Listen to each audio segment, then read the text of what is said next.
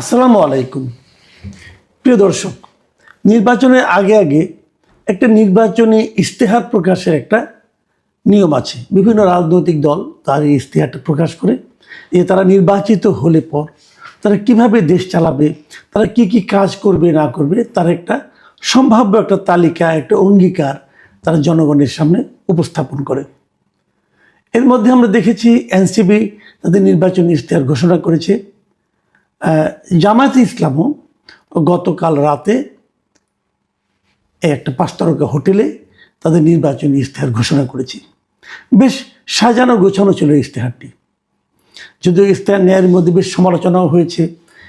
আমি একটা খুব ইন্টারেস্টিং একটা সমালোচনা দেখলাম প্রথম আলো পত্রিকায়। আমার কাছে এই সমালোচনাটা বেশ খেটে খুঁটে করা হয়েছে আর কি। মিস্টার নাদিম মাহমুদ নামে একজন গবেষক, উনি দেশের বাইরে থাকেন, উনি এই সমালোচনাটা করেছেন। এটা একটু আপনাদের বলি সমালোচনাটা কেমন ছিল।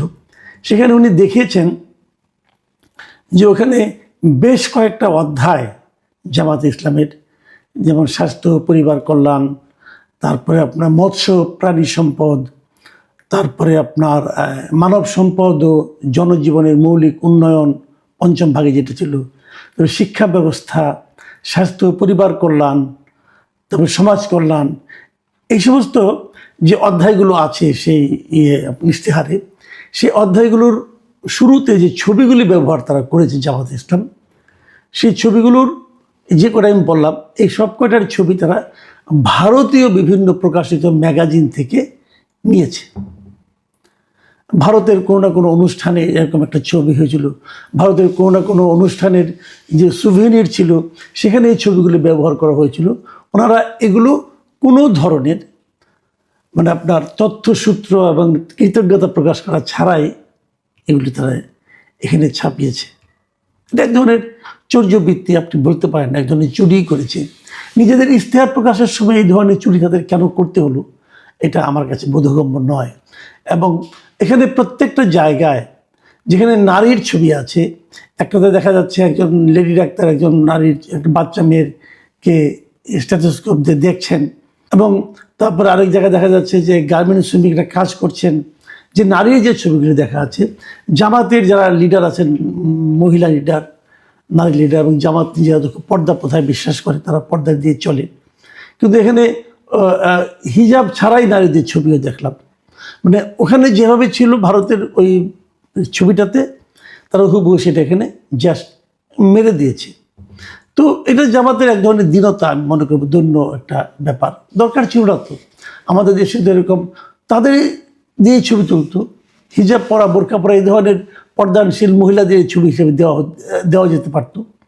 তো আধুনিকতাও করবেন, আবার পর্দার কথাও বলবেন, এটা কেমন? তো এই জায়গাটাতে আমার মনে হয়েছে যে খুবই একটা তারা প্রকাশগত একটা দুর্বলতা তারা দেখিয়েছে। এটা আমি বললাম যে আজকে আমি প্রথম আলোতে পড়লাম, চোখে পড়লো, এই জন্য বললাম। ওরা একদম খুঁজে খুঁজে বের করেছে ছবিগুলো। আমি দেখেছি, আমার কাছে একটু খটকে লেগেছিল, কিন্তু কোথার থেকে চুরি করেছে, কোথার থেকে নিয়েছে, এটা তার আমি আসলে বুঝতে পারিনি। কিন্তু নাদিম মাহমুদ সাহেবকে ধন্যবাদ জানাচ্ছি যে উনি অনেক খুঁজে খেটে এগুলি বের করেছেন একদিনের মাথায়। আমি আজকে যে বিষয়টির কথা বলতে চাই সেটা হলো যে জামাতের আমির ডক্টর শফিকুর রহমান বেশ কিছুদিন আগে দেশের বাইরে, বোধহয় আমেরিকায় বসে একবার একটা অনুষ্ঠানে বলেছিলেন যে ওনারা নারীদের, শ্রমজীবী নারীদের, অথবা যে সমস্ত নারীরা অফিসে কাজ করেন তাদের কর্মঘণ্টা কমানোর কথা উনি বলেছিলেন। যে আমরা তো এমনি সবাই 8 ঘন্টা কাজ করি, ওখানে ওনারা 5 ঘন্টা কাজের কথা বলেছিলেন, যে 3 ঘন্টা তাদের কর্মঘণ্টা কমানো হবে।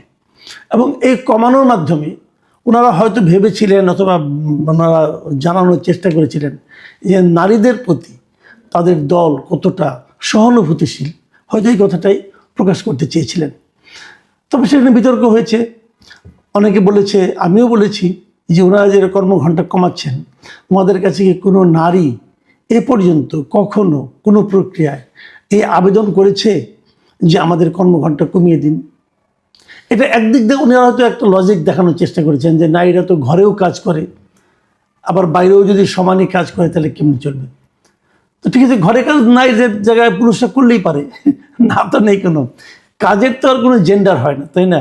মনে করেন ভাত খাওয়ার পর আপনি প্লেটটা ধোবেন, নারীকেই ধুতে হবে, এমন তো আমাদের এই দেশে একটা প্র্যাকটিস কিন্তু আছে, দেখবেন যে স্বামী স্ত্রী দুইজনেই চাকরি করে, হয়তো এমন আছে যে একই অফিসে চাকরি করে, ব্যাংকে হয়তো একসঙ্গেই চাকরি করেন, দুজন একসঙ্গে যান, একসঙ্গে ফিরেন, ফেরার পর পুরুষ যিনি আছেন উনি যে ড্রয়িং রুমে যে হেলান দিয়ে বসে মোবাইল টিপেন অথবা টেলিভিশন দেখেন অথবা পত্রিকা পড়েন, আর নারী কিন্তু অফিসের কাপড়টা চেঞ্জ করেই যে রান্নাঘরে ঢুকেন।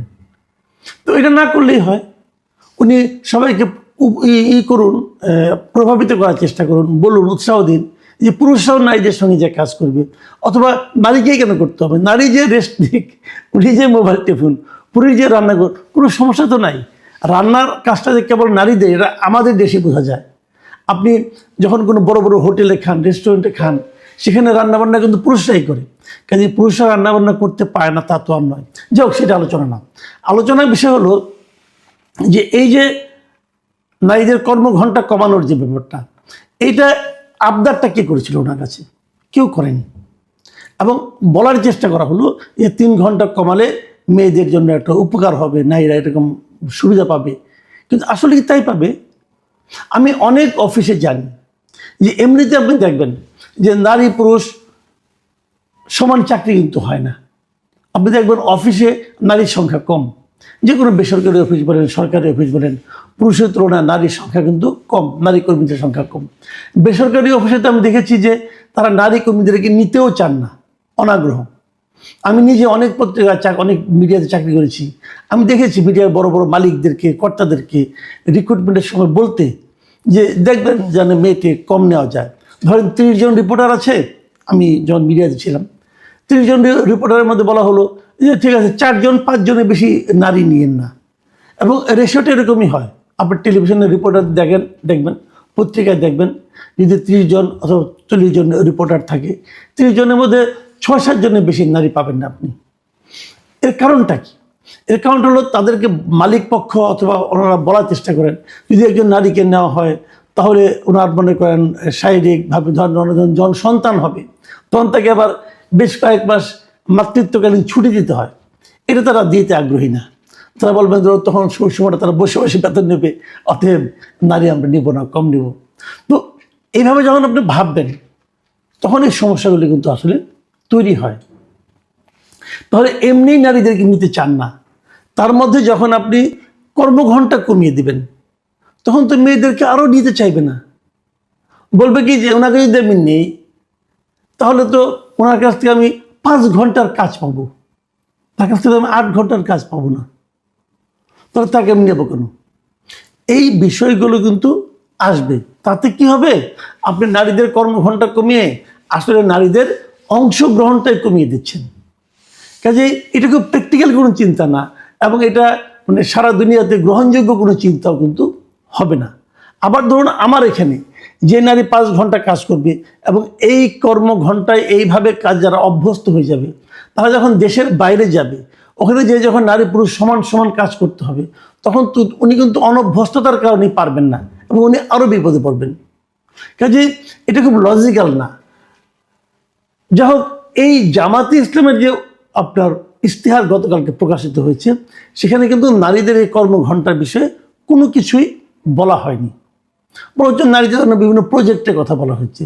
তো যখন বলা হয়নি এটা হয়তো অনেকে ভাবতে পারেন এটা একটা স্বস্তির খবর, কিন্তু না, এটা স্বস্তির খবর নয়। এই ইশতেহার প্রকাশ অনুষ্ঠানেই জামাতের আমির যখন বক্তব্য দিয়েছেন তিনি আবার সেই নারীদের কর্মঘণ্টা কমানোর বিষয়টিকে সামনে নিয়ে এসেছেন। উনি বক্তৃতা দেওয়ার সময় সে কথাটা বলেছেন। তিনি যেখানে বলেছেন যে নারীদের কর্মঘণ্টা নির্ধারণে জামাতের একটি পরিকল্পনা রয়েছে, পর্যায়ক্রমে সেটি বাস্তবায়ন করা হবে। মাথায় রাখবেন, পর্যায়ক্রমে সেটি বাস্তবায়ন করা হবে।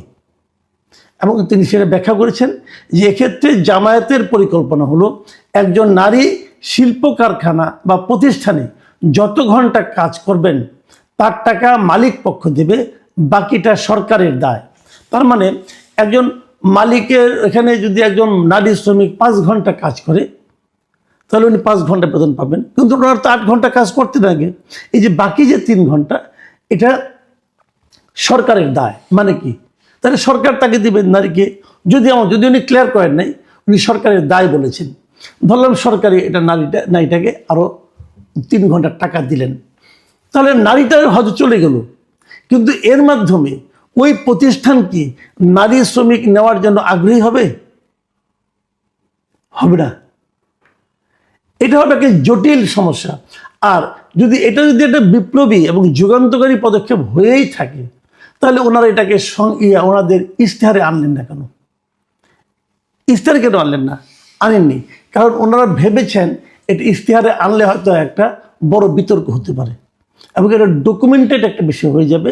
তখন সেটা নিয়ে যে বিতর্কটা হবে, সেই বিতর্কটা হয়তো তারা ফেস করতে পারবে না। কিন্তু বলার আনন্দে উনি বলে দিয়েছেন যেটা পর্যায়ক্রমে হবে।